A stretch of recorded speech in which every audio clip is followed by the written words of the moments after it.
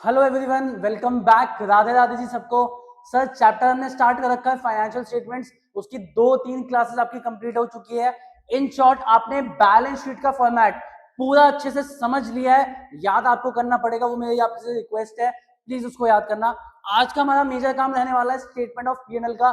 Sir दो major चीज होती है फाइनेंशियल स्टेटमेंट्स में, एक तो पी&एल, एक बैलेंस शीट। बैलेंस शीट का फॉर्मेट आप सीख चुके हो, आज हम सीखेंगे पी&एल का फॉर्मेट।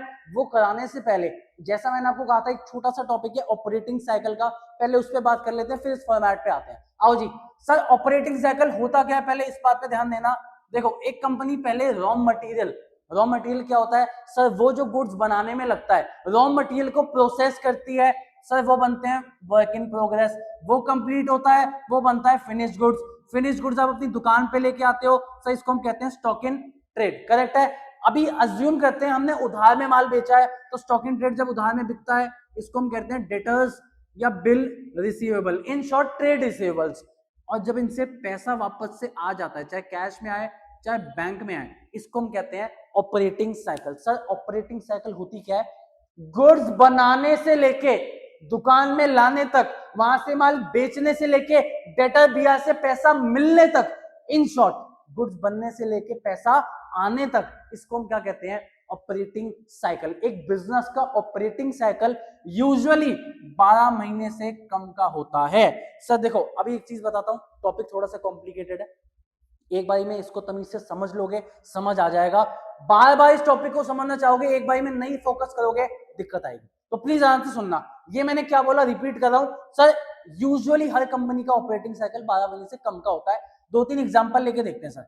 सर अमूल की बात करता हूं, अमूल का नाम आप सबको पता है सर। वो मिल्क बनाती है, डेयरी प्रोडक्ट्स बनाती है, पनीर वगैरह सब कुछ बनाती है। यूजुअली 2 से 4 दिन में उनका सारे गुड्स ये डेली बनता जाता है सर। 4 दिन में ही वो बिक जाता है मैक्सिमम, क्योंकि भैया एक्सपायरी डेट ही 5-10 दिन की होती है। पनीर भी ले लोगे तो 30 दिन मैक्सिमम हो जाता है सर। उधार कितना ही हो, 1 महीने के अंदर उनको सारा पैसा मिल जाता है, 30 दिन के अंदर। करेक्ट है। और ज्यादा टाइम लेना, चलो वेंडर्स कई बार 2 महीने का टाइम भी मांग लेते हैं, 2 महीने। इन शॉर्ट टोटल हिसाब किताब मैक्सिमम लगा लो, 3 से 4 महीने का ऑपरेटिंग साइकिल रहता है इसका, अमूल का। करेक्ट है। एक और एग्जाम्पल लेते हैं, कार कंपनी पे आते हैं, किया की बात करते हैं। सर जब वो मैन्युफैक्चरिंग प्लांट लगाते हैं, गाड़ियां बननी शुरू होती है सर, मे भी 1 से 2 महीने गाड़ी बनने में लग जाते हैं। भाई मैं टोटल गाड़ियों की बात थोड़ी कर रहा हूं। मान लो एक मशीन एक जगह पे 100 गाड़ियां प्रोड्यूस हो सकती हैं, फॉर एग्जाम्पल 100 गाड़ियों का प्रोडक्शन में मान लो 1 से 2 महीने लग जाता है, बनाने में, पेंट करने में, सब कुछ करने में। करेक्ट है सर। एक आध महीना लग जाता है ट्रांसपोर्टेशन में, भाई बनती है एक जगह पूरे देश भर में पहुंचती है, ट्रांसपोर्टेशन में 1 महीना लग गया, ठीक है। उसके बाद बिकने में मान लो 3 महीने लग जाते हैं। करेक्ट है। 3 क्या, तुम यहां ले लो, चलो 5 महीने लग जाते हैं। और ऑब्वियसली पेमेंट तो साथ के साथ होती है गाड़ी की, चाहे तुम फुल पेमेंट करो चाहे लोन लेके करो। लोन लेके करोगे तो भी बैंक वाले गाड़ी की कंपनी को तो पूरा पैसा दे देते ना, आप तो बैंक लोन टाइम से चुकाते रहते हो, यही बात होती है। तो इन शॉर्ट इसका भी आप ऑपरेटिंग साइकिल लोगे मोटा मोटा 8 से 9 महीने। ऐसे यूजुअली मेजर कंपनीज का, मैक्सिमम परसेंटेज कंपनीज का operating cycle with in 12 months होता है। इसलिए हम 12 मंथ्स को बेस मानते हैं कि 12 महीने की कोई चीज अंदर हो वो करंट एसेट, कोई बाहर हो नॉन करंट एसेट। कोई 12 महीने के अंदर हो वो करंट लाइबिलिटी, बाहर हो वो non current liability. Assets and liabilities को आप करंट और नॉन करंट 12 महीने के हिसाब से जानते हो, 12 महीने से कम या ज्यादा। तो सर 12 महीना स्टैंडर्ड टाइम क्यों है? क्योंकि यूजुअली देखा गया है कोई भी कंपनी आप उठाओगे उनका operating cycle with in 12 months का होता है। यहां तक बताओ कोई दिक्कत? कोई टेंशन नहीं है। आओ फिर आगे आओ मेरे साथ, चलो आगे की बातों पे चलते हैं। अब मैं थोड़ा एक्सेप्शन आपके सामने लेके आता हूं। देखो, मैं इस एक्सेप्शन से रिलेट नहीं करता, तुम में से कुछ बच्चे होंगे जो रिलेट कर पाएंगे। अभी एग्जाम्पल लेता हूं, एग्जाम्पल पे आते हैं। सर एग्जाम्पल में बात करते हैं अल्कोहल कंपनी की। अल्कोहल, बियर, दारू जो तुम बोलो, इनकी बात करते हैं सर, ठीक है। मैं पीता नहीं हूं, ना मैं कभी पी है। तुम में से कई बच्चे ड्रिंक भी करते हैं, मेरे पर्सनल चीजें है, मेरे को कोई मतलब नहीं है, मैं किसी को सुधारने नहीं बैठा।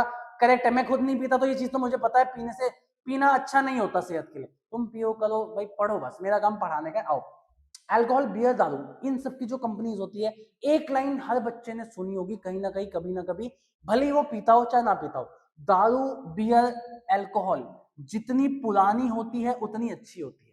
जितना महंगी, भाई महंगी दारुआं कैसे आती है? मैंने कहीं सुना था, एक रील में मैंने देखा था, ब्लू लेबल होती है शायद वो, जो 25-30 हजार की भी होती है।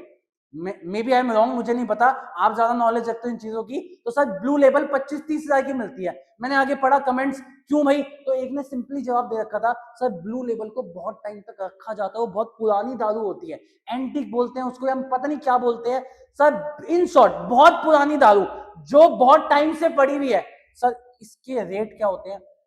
ज्यादा होते हैं। ऐसा सबने सुना होगा, जितनी पुरानी दारू उतनी अच्छी। ठीक है, अब मेरा यहाँ पे अकाउंट से रिलेटेड एक सवाल आया कि सर यूजुअली कंपनीज हर तरीके की दारू बनाती हैं, कुछ 5-6 महीने पुरानी, कुछ 3-3 4-4 साल पुरानी होती है। ठीक है जी, तो मतलब इनके रेट क्या होते हैं? बहुत ज्यादा। अब मान लो मेरी एक कंपनी है, मैंने ऐसे ही सोचा है, मैं पीता तो नहीं हूं, पैसा तो कमा सकता हूं, ठीक है, तो मेरे एक दोस्त ने और मैंने एक कंपनी खोली बियर की या दारू की, आप कह सकते हैं, हमने कंपनी खोली अल्कोहल इंडस्ट्री में। सर हमने सोचा हम सारी दारू जो बेचेंगे वो ये वाली बेचेंगे, जो 4-5 साल तो लगते हैं उसको बनने में, फ्रेगमेंटेशन वगैरह सब कुछ लगा के 4 से 5 साल उसको बनने में लगते हैं, फिर वो दारू बिकेगी। हमें सिर्फ महंगी दारू बेचनी थी, हम ये बेचते हैं 40,000 रुपए पर बॉटल। ठीक है, एग्जाम्पल आप ले सकते हो। अब एक बात बताओ, आपने बोला 4 से 5 साल तो उस दारू को बनने में लग गए, ओहो हो, मंथ्स में लेता हूं इसको, मंथ्स में लेंगे तो सर 48 मंथ्स तो बनने में लग गए, करेक्ट है। प्लस वही ले लो, आपको कन्वर्ट करना है, माल बेचना है, डेटा से पैसा उठाना है, मोटा मोटा 6 महीना उसमें लग गया। तो इस कंपनी का ऑपरेटिंग साइकिल कितना निकल के आया? 54 मंथ्स। माल बनाने से लेके पैसा आने तक इस कंपनी को कितना टाइम लगा? 54 मंथ्स। मतलब इसका जो स्टॉक होगा दारू का, इन्वेंट्री होगी सर, इन्वेंट्री भी क्या मानी जाएगी फिर? तो नॉन करंट एसेट, ये तो गड़बड़ है सर, इन्वेंट्री तो करंट एसेट होती है, नॉन करंट कैसे मानोगे? तो सर यहीं पे एक लाइन आपको सिखाता हूं, आपको करंट एंड नॉन करंट का जजमेंट कैसे करना है, आपको कंपैरिजन हमेशा करना है 12 महीने या फिर operating cycle, which ever is more. Please सुनना आराम से, किसी भी चीज को करंट या नॉन करंट सिर्फ 12 महीने के हिसाब से नहीं जाना जाता, ये तो अभी तक आपने सीखा है। प्रैक्टिकल लाइफ में किसी भी चीज को करंट नॉन करंट तब माना जाता है या तो वो 12 महीने या operating cycle, which ever is more से आप कंपेयर करोगे, तब जाके आपके लिए होगा करंट या नॉन करंट। सर यहां तक सब समझ आ रहा था, यहाँ पे आगे थोड़ा ना ऊपर नीचे हो गया, समझ नहीं आया क्या 12 महीने, क्या ऑपरेटिंग साइकिल, क्या मोड, नहीं समझ आया। एक मिनट रुक जाओ, इसको नोट कर लेना प्लीज, और ये लिख लेना 12 महीने operating cycle which ever is more. एक दो एग्जांपल से, एक दो क्वेश्चन से आपको ये चीज समझाता हूं, प्लीज पॉज करके इसको नोट करना। चलो चले सर, आ जाओ सर, क्वेश्चन आपकी स्क्रीन पे मैंने यहाँ लिख दिया, आराम से क्या डिस्प्ले करा था लिख दिया, देखो ध्यान से। डेटर क्रेडिटर डीआईपीपी आपके लिए ट्रेड रिसीवेबल ट्रेड पेबल्स है, आपको उसे बताने करंट है कि नॉन करंट। अब ध्यान से सुनना जो गिवन है सर, ऑपरेटिंग साइकिल आपको सबका गिवन है, और एक्सपेक्टेड पीरियड की कब तक उनसे पैसा आ जाएगा या कब कब पैसा लौटाना पड़ेगा वो भी गिवन है। अब करना कैसे, ध्यान से सुनो सर। बेसिक आपको पता है, बेसिक कितने मंथ्स होते हैं? 12 मंथ्स। किसके बेसिस पर डिसाइड किया जाता है? 12 मंथ्स। आपको क्या करना है, 12 मंथ्स या operating cycle which ever is more से आपको कंपेयर करना है। इधर आओ, 12 मंथ्स अपने दिमाग में बिठाओ। पहले केस में देखो ऑपरेटिंग साइकिल क्या है? 10 महीने। 12 महीने या 10 महीने, ज्यादा बड़ा कौन सा है सर? 12 महीने। तो आपको कंपैरिजन 12 महीने से करना है। एक्सपेक्टेड पीरियड है 11 महीने, कंपैरिजन 12 से करोगे, एक्सपेक्टेशन 11, 12 के अंदर अंदर है, तो सर ये आपके लिए हो गया करंट एसेट, क्योंकि डेटर्स है इसलिए करंट एसेट। एक और पॉइंट सुनो, सुनते जाओ बस, फोकस करो। आओ यहाँ पे ऑपरेटिंग साइकिल 14, नॉर्मली कितना होता है? 12। Sir which ever is more, ज्यादा बड़ा कौन सा है सर? बड़ा तो ऑपरेटिंग साइकिल है, तो आप कंपैरिजन किससे करोगे? 14 महीने से, करेक्ट है। 14 में से देखो 14 के अंदर अंदर है तेरा या उसको एक्सीड करता है? सर अंदर अंदर है, तो अब ये भी आपके लिए क्या है? Current liability. करंट लाइबिलिटी क्यों? क्योंकि क्रेडिटर्स है यहाँ पे। पॉइंट समझ आ रहा है आपको? इन दोनों में से विच एवर इज मोर से आपको कंपेयर करना है। वापस आओ, एक और केस देखो सर, यहाँ पे ऑपरेटिंग साइकिल है 9 महीने, यूजुअली कितना होता है? 12। विच एवर इज मोर, बड़ा कौन सा है सर? 12। कंपेयर करो, 12 14, 14 उसको एक्सीड कर रहा है, तो सर ये आपके लिए हो गया नॉन करंट एसेट। कोई दिक्कत? लास्ट पे आते हैं, 20 महीने का ऑपरेटिंग साइकिल है, यहाँ पे 12 महीने जो नॉर्मल होते हैं, विच एवर इज मोर, बड़ा कौन सा है? 20। कंपैरिजन किससे करोगे? 20 से। 20 के अंदर अंदर है ना 15, 20 के अंदर अंदर 15, तो ये आप लिखोगे करंट लाइबिलिटी, क्योंकि बिल्स। सर ये आपका टॉपिक था ऑपरेटिंग साइकिल का, इस पे ऐसा एक 1 मार्क करा सकता है जो आपको करा दिया। आपकी बुक होगी टीएस ग्रेवाल या डीके जो भी आप फॉलो करते हो, एकत इलस्ट्रेशन उसमें होगी, प्लीज उसको प्रैक्टिस करना। अज्यूम नहीं समझ आयो तो सर इस क्लास के मेन टॉपिक जिसके लिए पूरी क्लास है उस पर चलते हैं। स्टेटमेंट ऑफ पीएनएल आसान है, फटाफट खत्म करेंगे। आ जाओ जी, चले सर। स्टेटमेंट ऑफ पीएनएल आराम से देखो, statement of P&L schedule 3 part 2, schedule 3 part 1 balance sheet का फॉर्मेट बताता है, schedule 3 part 2 of companies act 2013 किसका बताता है, स्टेटमेंट ऑफ P&L। आराम से सुनना, बहुत आसान है।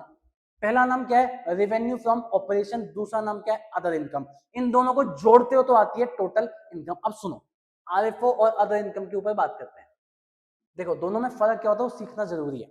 ये मेरा मार्कर है, मेरी मार्कर बनाने की फैक्ट्री है, मेरा जो काम धंधा है वो मार्कर बनाने का है, करेक्ट है। तो मार्कर बेच बेच के जितनी मैं सेल करूंगा, जितना माल बेचूंगा, इसको हम कहते हैं रेवेन्यू फ्रॉम ऑपरेशन। मतलब आपका जो मेन धंधा है, मेन बिजनेस है, उससे जो इनकम आएगी उसको हम क्या कहते हैं, रेवेन्यू फ्रॉम ऑपरेशन, करेक्ट है। अब आगे सुनो, मैं इस जगह पे अपनी प्रोडक्शन करता हूँ, पीछे वाली जगह खाली थी, मैंने रेंट पे लगा दिया, तो मेरे को एक income milli, rent received.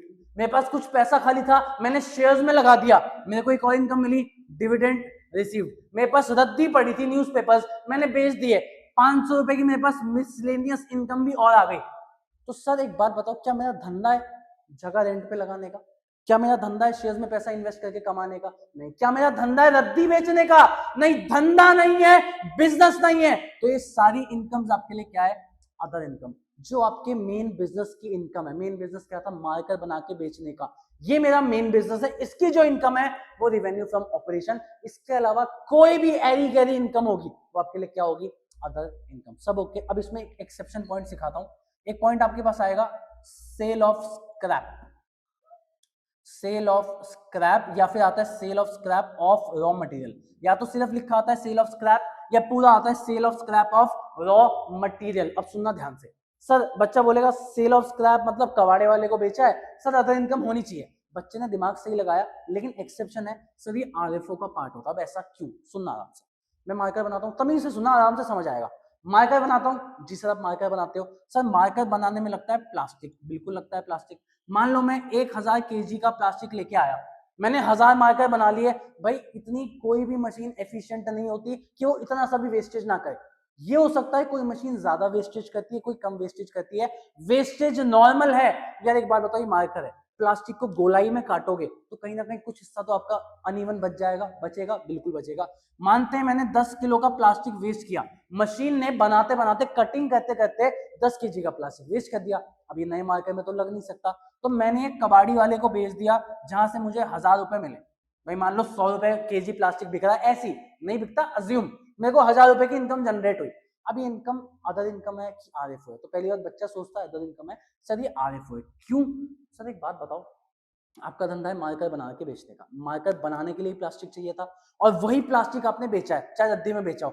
In short ये आपके बिजनेस से डायरेक्टली रिलेटेड है, आपके प्रोडक्शन से डायरेक्टली रिलेटेड है कि गुड्स प्रोड्यूस कर रहे हो तभी तो वेस्ट बच रहा है, तो इसलिए सेल ऑफ स्क्रैप किसका पार्ट होता है, आईएफओ। समझ आया? अच्छी बात है। नहीं आया, याद रखना पड़ेगा कि सेल ऑफ स्क्रैप एक्सेप्शनली किसका पार्ट है, रेवेन्यू फ्रॉम ऑपरेशंस का। बताओ जी कोई दिक्कत? Sir other income revenue from operation दो चीजें ओके, कोई डाउट है तो पूछो। कोई डाउट नहीं है, चलो फिर। सर आरएफओ अदर इनकम, दो इनकम होगी, दोनों को ऐड कर दोगे, आपकी क्लब कर दोगे, आपके पास क्या आ जाएगा, टोटल इनकम। दोनों को ऐड किया 1 + 2 आपका आ गया टोटल इनकम। बताओ इजी, कोई डाउट? चले सर एक्सपेंसेस भी पढ़ाता हूं एक बार, एक पहले नीचे का काम खत्म कर देते हैं ताकि एंड करेंगे क्लास को यहीं पे एंड कर देंगे। चले सर ये सारे एक्सपेंसेस हैं, हर एक एक्सपेंसेस एक्सप्लेन करूंगा आपको, हर एक एक्सपेंस समझाऊंगा। फिलहाल चलते हैं, इन सबको जब आप ऐड करोगे 1 से लेके 7 तक आपके टोटल एक्सपेंसेस आ जाएंगे। आ गए सर? सर टोटल इनकम में से अगर आप टोटल एक्सपेंस माइनस करोगे 3 - 5, आपके पास क्या बचेगा, प्रॉफिट बचेगा। प्रॉफिट को आप क्या बोलोगे, नेट प्रॉफिट। क्या अभी तक आपने टैक्स दिया? क्या अभी तक आपने टैक्स दिया? नहीं दिया, तो इसको हम बोलते हैं net profit before tax. Tax देने से पहले का profit, net profit before tax. इसके बाद आप टैक्स की पेमेंट करते हो, लेस टैक्स। अगर आप नेट प्रॉफिट बिफोर टैक्स में से टैक्स हटा दोगे, क्या बचेगा, नेट प्रॉफिट आफ्टर टैक्स। आपका P&L खत्म। इतना आसान है, बस एक एक एक्सपेंसेस आपको समझा रहा हूं, उसके बाद क्लास खत्म करते हैं। चलो एक्सपेंसेस में थोड़ा सा टाइम लगेगा, 10 मिनट लगेंगे, उसके बाद खत्म करते हैं क्लास। चल सकते हैं सर? आ जाओ जी। एक्सपेंसेस में सबसे पहला नाम आपको मिलता है कॉस्ट ऑफ मटेरियल कंज्यूम्ड या कॉस्ट ऑफ गुड्स सोल्ड। अब देखो बताने की ज्यादा बात नहीं, पहले समझाता हूं। ये जो फॉर्मूला आपके लिए लिखा है यहाँ पे, आप लिखना चाहो अच्छी बात है, नहीं लिखना चाहो मत लिखना। क्यों नहीं लिखना? पहली बात तो नोट्स में गिवन है, दूसरी बात ये फॉर्मूला इस चैप्टर में काम इतना नहीं आएगा। जब आप रेशियोज के चैप्टर, एक चैप्टर आपका आएगा अकाउंटिंग रेशियोज, वहां पे काम आएगा। बाकी आप अगर 11th तमीज से पढ़ के आए हो, अगर बाई चांस सर अगर आपने 11th तमीज से पढ़ी है, ये फॉर्मूला आपको याद होगा, opening stock plus purchases plus direct expense minus closing stock, या फिर sales minus GP, sales plus gross loss, आपको याद होगा। नहीं है, छोड़ो, इधर आओ। मैंने आपको बोला अगर आप 100 रुपए की चीज बेचते हो, आपका सेलिंग प्राइस 100 रुपए है, तो पक्का बनाने की भी तो कुछ कॉस्ट आती होगी, वो कॉस्ट मान लेते हैं 40 है। सेलिंग प्राइस 100, कॉस्ट क्या है 40, जो आप सेल्स है वो आप यहाँ पे लिखते हो आधे फॉर्म में, तो बनाने की कॉस्ट क्या आई, वो आपका खर्चा है, इसी को क्या कहा जाता है, कॉस्ट ऑफ मटेरियल कंज्यूम्ड या कॉस्ट ऑफ गुड्स सोल्ड। जो माल आपने बेचा वो बनाने की कॉस्ट कितनी आई, इसको हम क्या कहते हैं, कॉस्ट ऑफ गुड्स सोल्ड या कॉस्ट ऑफ मटेरियल कंज्यूम्ड। अगला नाम आता है sir purchase of stock in trade. अब देखो बेट कर सकता हूं मैं, ये चीज पता नहीं, हो सकता है समझाते होंगे लोग, भाई कई टीचर्स, मेरे बच्चे मुझे बताते हैं कि उन्होंने, उनके टीचर ने नहीं सिखाया, बस याद कराया चलो। तो सर मैं दोनों में फर्क एक्सप्लेन करता हूं, बच्चे आपके दिमाग में डाउट नहीं आया, मैं डाउट क्रिएट करता हूं, फिर उसका आंसर दूंगा। सर आपने यहाँ पे एक फॉर्मूला देखा, opening stock plus purchases plus direct expense minus closing stock, किसका फॉर्मूला है sir, cost of material consume का, मतलब परचेजेस यहाँ पे आ रहा है। उसके बाद आपको purchase of stock in trade अलग से दिखाने की क्या जरूरत है, भाई बच्चा बोलेगा डाउट तो सही है, हमारे दिमाग में नहीं आया, कईयों के दिमाग में आया, अच्छी बात है, कईयों के दिमाग में नहीं आया, तो क्रिएट करते हैं सर डाउट, यहां भी परचेजेस यहां भी परचेज, बताओ क्यों नहीं बताते लोग। तो सर मैं आपको बताता हूं रीजन, आओ इधर आओ, ध्यान से सुनना, एक एग्जांपल लूंगा, उस एग्जांपल से आपको एक चीज समझाता हूं। आपने कार्स 24 का नाम सुना होगा, कार देखो, कार्स 24, ये नाम आपने सुना होगा। इस कंपनी का काम क्या होता है सर, ये सेकंड हैंड गाड़ियां लेती हैं और आगे इनको सेल करती हैं, यही काम होता है, करेक्ट। इतनी नॉलेज तो यार तुम रखते हो, 12th के बच्चों इतना नाम सुना होगा, कार देखो, कार्स 24, ये नाम तुम्हें पता होगा, करेक्ट। काम क्या है, बिजनेस मॉडल सेकंड हैंड गाड़ियां बेचना। अब सुनो ध्यान से, पहले मेरे 2 एग्जांपल सुनना, उसके बाद आगे बढ़ना, प्लीज चुपचाप सुनना, मुश्किल चीज है तभी तो हर कोई भागता है सिखाने से, हम तो नहीं, भाई हम तो नहीं भागेंगे, हम तो सिखाएंगे, और ना तुम भागोगे तुम भी सीखोगे। आओ एग्जांपल नंबर 1, भाई इसने एक ऑल्टो परचेज करी 3 लाख की, भाई कार्स 24 की बात कर रहा हूँ, ऑल्टो परचेज करी 3 लाख की, इस पे कुछ काम खर्चा किया 50,000 का, सर 50,000 में नए टायर डलवाए, नए सीट कवर डलवाए, ड्राई क्लीनिंग करवाई, छोटा मोटा खर्चा किया, सर कॉस्ट कितनी हो गई अब इसकी, सर 3.5 लाख। इसको आगे कस्टमर को इसने 4.5 लाख में सेल कर दिया और अपना प्रॉफिट कितने का बुक कर लिया, 1 लाख का प्रॉफिट बुक कर लिया। एग्जाम्पल समझ आया, तो आपको दिमाग नहीं लगाना कि सर ये इससे क्या रिलेटेड है, क्या रिलेशन रखता है, छोड़ो, बस एग्जाम्पल जो दिया वो समझो। ऑल्टो 3 लाख की मैंने खरीदी, मैं कार्स 24 मैंने खरीदी, 50,000 का काम खर्चा करवाया, उसके खर्चे में क्या हो सकता है सर, सीट कवर्स लगवा दिए, टायर्स लगवा दिए, अलॉयज लगवा दिए, थोड़ा पेंटिंग करा दी, डेंटिंग पेंटिंग करा दी, थोड़ा ड्राई क्लीन करवा दी, 50,000 का खर्चा आ गया। टोटली गाड़ी की कॉस्ट कितनी पड़ी, 3.5 लाख। मैंने कस्टमर को 4.5 में बेची, 1 लाख कमा ली, करेक्ट। अभी बताओ एग्जाम्पल 2, मैंने एक मॉडिफाइड थार ली, भाई वो पहले से मॉडिफाइड थी, जो उसका ओनर था, पहला ओनर, उसने मॉडिफाई करा के रखी थी, सर 12 लाख की गाड़ी थी, भाई कुछ कराने की जरूरत ही नहीं, अलॉयज लगे पड़े हैं, सर कलर अच्छा सा हो रखा है, ऊपर रूफ इन्होंने पूरी काली, मतलब काली करवा रखी, सब कुछ काम okay, report, seat covers okay, dry clean गाड़ी, कोई दिक्कत नहीं, नीट एंड क्लीन गाड़ी, 12 लाख की मैं लाया, कोई खर्चा नहीं करवाया, सीधा सीधा मैंने 13 लाख की कस्टमर को बेच दी, कोई और कस्टमर मेरे को मिल गया, मैंने उसको 13 लाख की बेच दी, 1 लाख का मैंने क्या खा लिया वापस से, प्रॉफिट। अब सुनना ध्यान से, मजा आएगा। इसका मतलब आपने एक चीज देखी, 2 तरीके के बिजनेस होते हैं, भाई मैंने तो एक ही एग्जांपल में सब कुछ दे दिया, एक ही एग्जांपल में एक ही बिजनेस, एक ही कंपनी 2 बिजनेस चला रही है, कि वो सामान लाती है, कुछ मॉडिफिकेशन, कुछ काम खर्चा करती है, फिर उसको बेचती है। वही सेम कंपनी सामान लाती है, बिना कुछ करे, यहां से लाए, यहां बेच दिया, बीच का मार्जिन अपना रख लिया। एक और एग्जांपल सुन लो इस वाले पार्ट का, भाई तुम स्टेशनरी की दुकान पे जाते हो, रेनॉल्ड्स के पेन, मार्कर, ये सब खरीद के लाते हो, लाते हैं सर, स्केल, इरेजर, पेंसिल खरीद के लाते हो, लाते हैं सर। सर एक बात बताओ, क्या वो लोग मैन्युफैक्चर करते हैं, नहीं, वो कंपनी से लाते हैं, आपको बेच देते हैं, बीच का जो मार्जिन होता है जेब में आ जाता है। तो दोनों तरीके के बिजनेस समझ आए। अब देखो कंपनी के साथ तो यार भाई बहुत बड़ा एक्ट है, वो तो सब कुछ सोच के बनाया गया है ना, तो P&L का जो फॉर्मेट है वो भी सोच के दिया गया है। देखो इस तरीके की कंपनीज जो हैं वो कॉस्ट ऑफ गुड सोल्ड में अपना खर्चा दिखाती है, कि भैया 3.5 लाख कहाँ पे आएंगे, कॉस्ट ऑफ गुड सोल्ड में, कि भैया 3 लाख का खर्चा था प्लस 50, टोटल खर्चा कितना हुआ 3.5, रेवेन्यू कितना दिखाएंगे ये लोग 4.5 लाख, 1 लाख का नेट प्रॉफिट निकल के आ जाएगा, कोई दिक्कत नहीं। इस तरीके की जो कंपनी है, जो कोई काम खर्चा नहीं करती, इधर से लाके इधर बेच देती है, बेसिकली ट्रेड करती है, ये लोग कहाँ पे दिखाएंगे, ये लोग 12 लाख का खर्चा दिखाएंगे purchase of stock in trade में, परचेजेस में। बीसी कितने में, 13 लाख में, तो इनका भी नेट प्रॉफिट कितना आ गया, 1 लाख। फर्क प्रेजेंटेशन का है सर यहाँ पे कॉस्ट ऑफ गुड सोल्ड आता है कि उस पर कुछ आपने काम खर्चा किया, वो कॉस्ट ऑफ गुड सोल्ड। आपने खरीद के सीधा बेचा, selling price, revenue from operation, और जो कॉस्ट आपको पड़ी इसको आप सीधा लिखोगे purchase of stock in trade. Sir ये इसका डिफरेंस है। अब देखो बच्चा कहता है 2 तरीके के बच्चे भी मिलेंगे। सर समझ आ गया, बहुत अच्छा समझ आया कि सर जो काम खर्चा कराते हैं, खर्चे वर्चे करते हैं, वो कॉस्ट ऑफ गुड सोल्ड में जाते हैं, जो सीधा लाके बेच देते हैं वो purchase of stock in trade में आ जाते हैं। अब बच्चा कहेगा नहीं समझ आया सर, क्या करें? देखो सिंपल सी बात है, आपको फॉर्मेट याद करना है कि सबसे पहले सीओजीएस आता है, फिर purchase of stock in trade आता है, फॉर्मेट याद करना है। तो बेटा मैं बोलूंगा रट्टा मार लो, सिंपल बात, मैं समझा सकता हूं। अब देखो जितना मेरे लिए केपेबल है, मैं ऐसे एग्जांपल ले लेके आपके लिए आता हूं जिससे आपको समझ आए। समझ आ गया वेल एंड गुड, नहीं आया तो बेटा नंबर तुम्हें भी लाने हैं, प्लीज इसको याद करो। चलें सर अगला पॉइंट फटाफट देखते हैं, खत्म करते हैं। यही तो पॉइंट मुश्किल थे, बाकी आसान है। सर चेंज इन इन्वेंटरी का सिर्फ एक फॉर्मूला याद रखना है, ओपनिंग माइनस क्लोजिंग। अभी एक चीज अलर्ट अलर्ट अलर्ट, सुनो सुनो सुनो। इकोनॉमिक्स के अगर आप स्टूडेंट्स हो, आप ऑब्वियसली इकोनॉमिक्स भी पढ़ते हो, इकोनॉमिक्स में आपके टीचर्स आपको सिखाएंगे चेंज इन इन्वेंटरी का formula closing stock minus opening stock, वो इको के लिए है। अकाउंट्स में सिंपल आपके लिए है ओपनिंग माइनस क्लोजिंग। ऐसा क्यों? सर 1 अप्रैल फाइनेंशियल ईयर शुरू होता है, सर 31 मार्च को क्या हो जाता है, खत्म हो जाता है।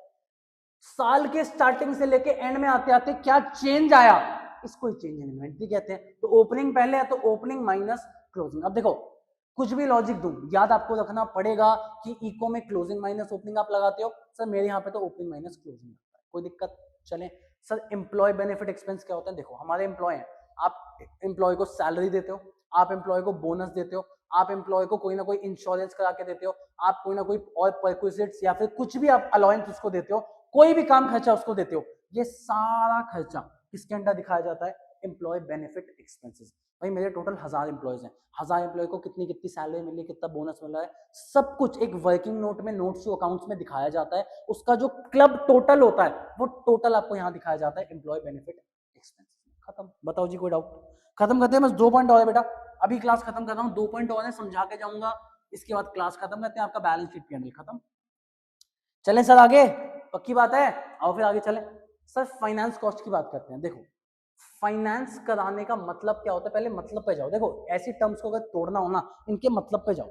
हम कहते हैं हमने गाड़ी फाइनेंस कराई, हमने स्कूटी फाइनेंस कराई, हमने घर फाइनेंस करवाया। फाइनेंस का मतलब क्या होता है? फाइनेंस का मतलब होता है मनी अरेंज करना, पैसा अरेंज करना। सर पैसा कैसे अरेंज होता है? सर लोन लेके, हाँ हाँ हाँ, लोन लेके अरेंज होता है। तो एक बात बताओ, लोन के बदले में देना क्या पड़ता है? सर लोन के बदले में इंटरेस्ट देना पड़ता है। ओहो हो, अब समझ आ रहा है। तो सर फाइनेंसिंग कॉस्ट कुछ नहीं होती जो आप इंटरेस्ट देते हो, जो लोन लेने का कुछ एक कॉस्ट आती है, लोन अप्रूवल कॉस्ट होती है, कुछ ना कुछ कॉस्ट होती है, ये सारी कॉस्ट क्या है सर आपके लिए? Finance cost. पैसा उठाया, लोन लिया, उसकी कॉस्ट क्या आई? Finance cost. दूसरा एग्जांपल, भाई इतना आप पढ़ के आए, शेयर होल्डर्स फंड भी पढ़ा था, कंपनी क्या इशू कर सकती है? शेयर्स। सर शेयर इशू करने के लिए क्या कॉस्ट आती है? सर आपको प्रोस्पेक्टस इशू करना पड़ता है, आपको अंडरराइटर्स हायर करने पड़ते हैं कि मिनिमम सब्सक्रिप्शन मीट हो जाए। तो सर इन सबको आप क्या कहते हो? Flotation cost. क्या कहते हैं? Flotation cost. पैसा अरेंज करना था, फाइनेंस कराना था, पैसा उठाना था, उसके बदले जो कॉस्ट लगी इसको हम क्या कहते हैं? Finance cost. काम बताओ जी कोई दिक्कत? बस 2 मिनट का काम हो, चलें पक्की बात है, बस नोट से आप रीड करोगे वो आपका काम। अगला डेप्रीसिएशन एंड अमोर्टाइजेशन। सर पहली बात तो एक चीज बताता हूँ, बच्चा बोलता है भैया डेप्रीसिएशन का मतलब तो हमें पता है कि भैया एसेट की वैल्यू गिरना, अमोर्टाइजेशन मतलब उल्टा होता होगा, एसेट की वैल्यू बढ़ना। पहली बात तो बच्चे तू बेवकूफ है, क्यों?